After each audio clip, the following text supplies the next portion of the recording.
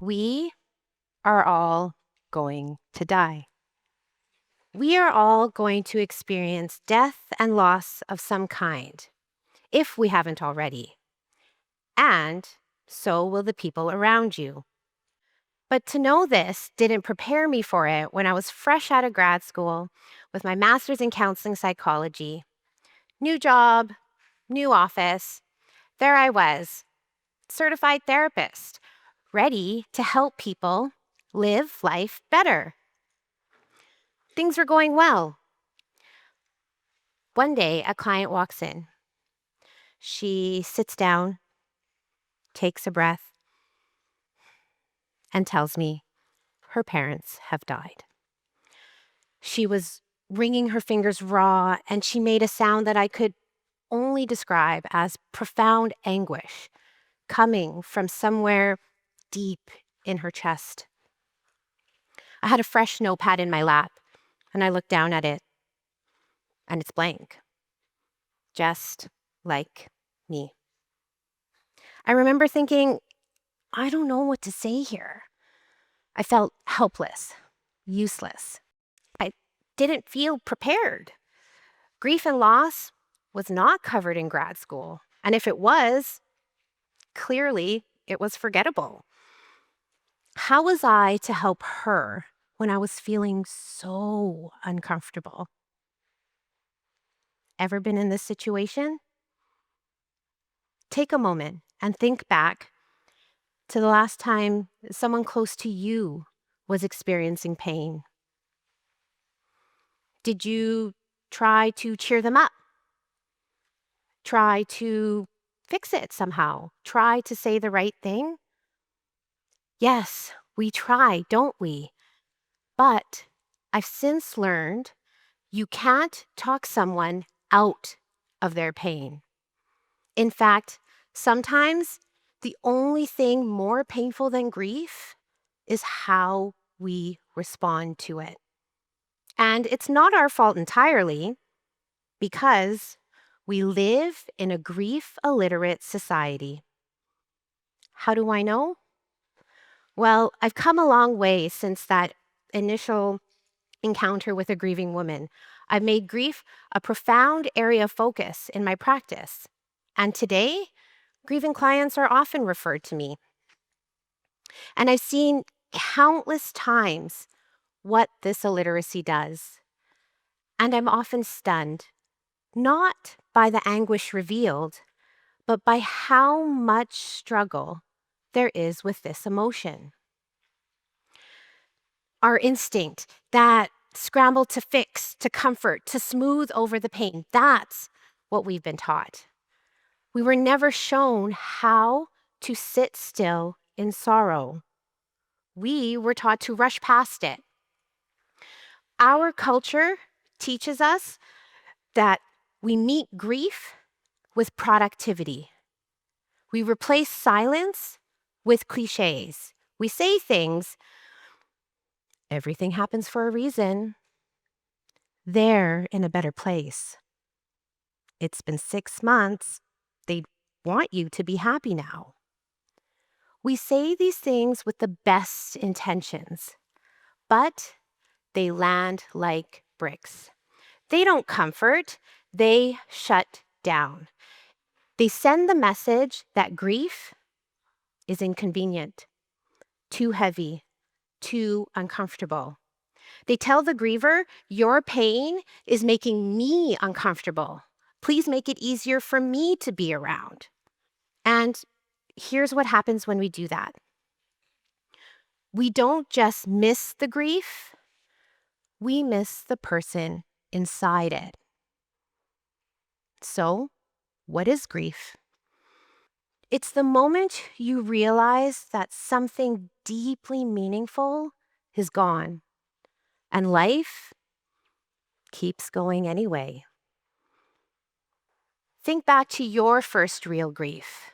Maybe it was a pet, a grandparent, or maybe it was a miscarriage no one knew about, or the aging body that just can't do what it used to. These aren't lesser griefs. These are living losses. Grief hiding in plain sight. Ones that don't come with a casserole or a condolence card, but still, they leave a mark. Not long ago, I lost a friend, not to death, but to difference. We had been friends for 20 years, but we hit something that we just couldn't get past. A deep disagreement, one that shook me. I remember telling her, I need some time to sit with this, to really think. And I did. For 4 months, I talked it over with my therapist, close friends. I replayed conversations over. I questioned myself. Am I overreacting? Am I abandoning something that I'm just meant to work through? Am I making the right decision? But I couldn't see a future together, and that was gut-wrenching. You see, over the years, I had changed, and I had done the deep, quiet work to rediscover who I was. And throughout all that process, I realized the version of me who I was when I was with her is no longer the person I wanted to be. So I grieved. Grief isn't always loud, and it doesn't always come from death. Sometimes it's letting go of a version of ourselves. Sometimes it's stepping away from someone we love. And sometimes it's the quiet heartbreak of outgrowing what once felt like home. And here's what I know now. Grief isn't a problem to solve.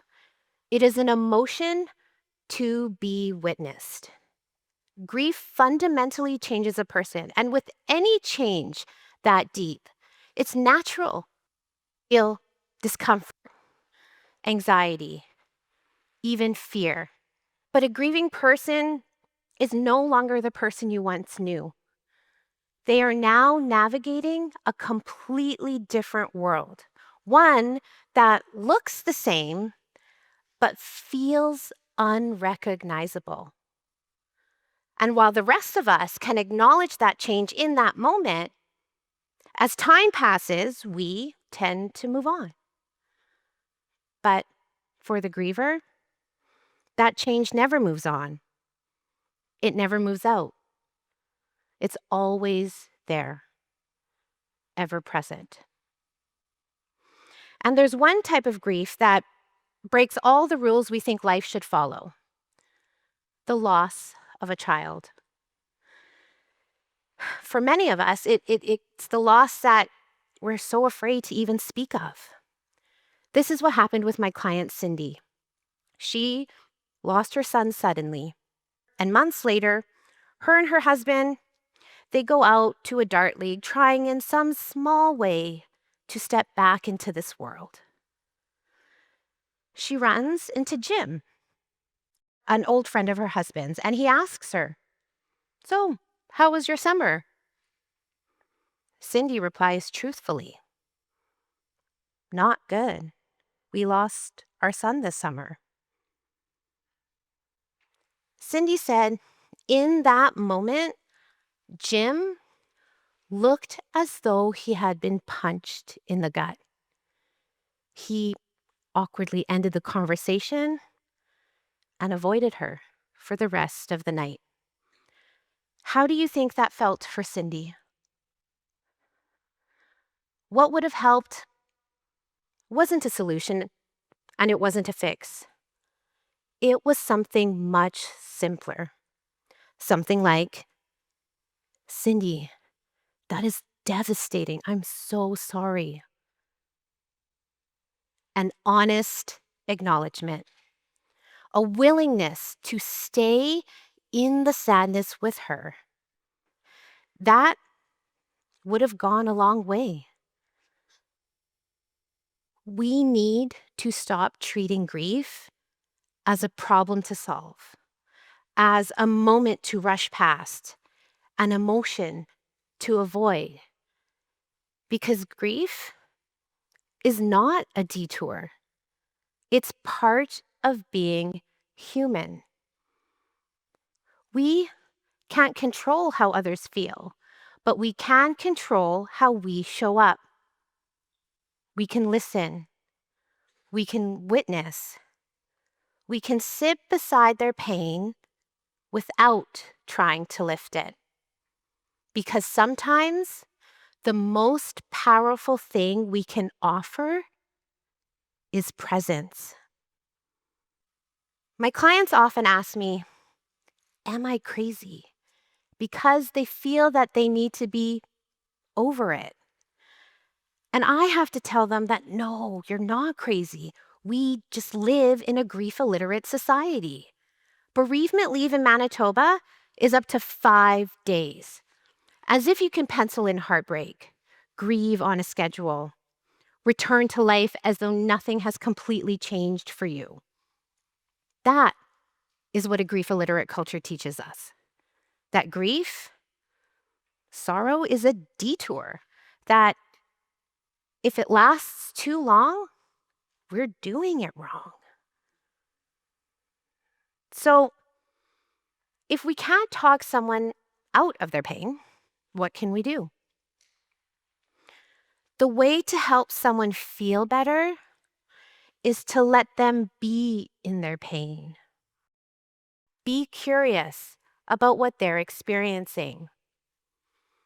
As a witness, it's not my place to tell them that they should be doing something or feeling a certain way. They are feeling what they're feeling.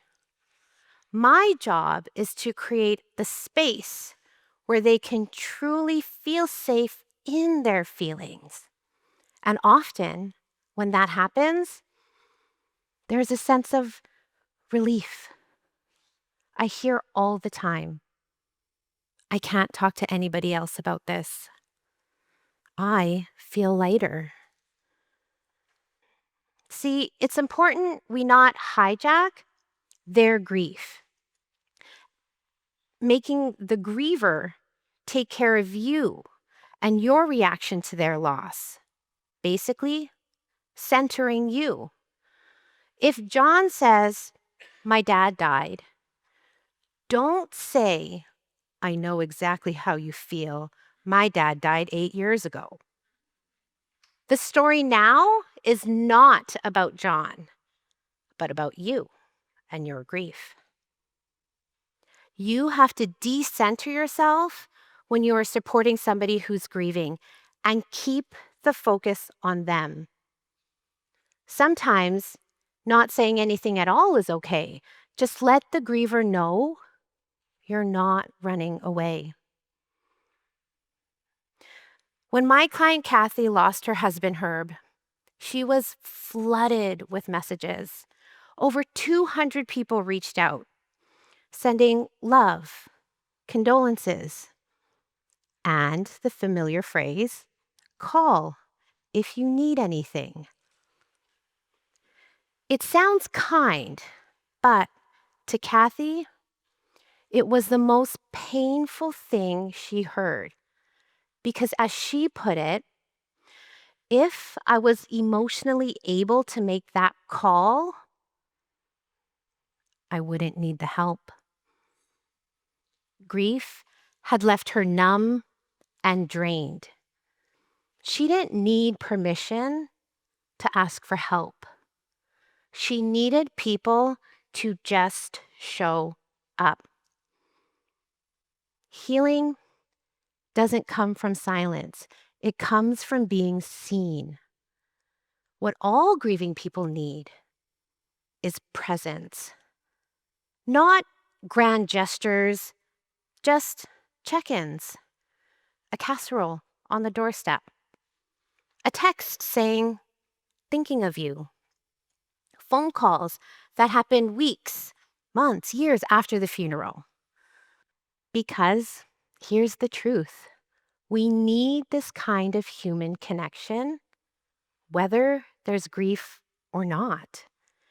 But the ability to sit with that grief without trying to fix it may be one of the most human things we can do. What if we allowed grief to wake us up to all aspects of living life? If you are grieving, don't apologize for it. You're allowed it. If you fear grief, that's natural too. Fear is just protection. Grief is like the ocean. It'll always ebb and flow. You may meet someone who's grieving today, and when you do, think of Kathy and her reminders. Don't make the griever reach out. Don't wait to be asked. Don't disappear after that first wave. Keep showing up, because your presence won't erase their pain, but it might make it bearable, and that's enough. Thank you.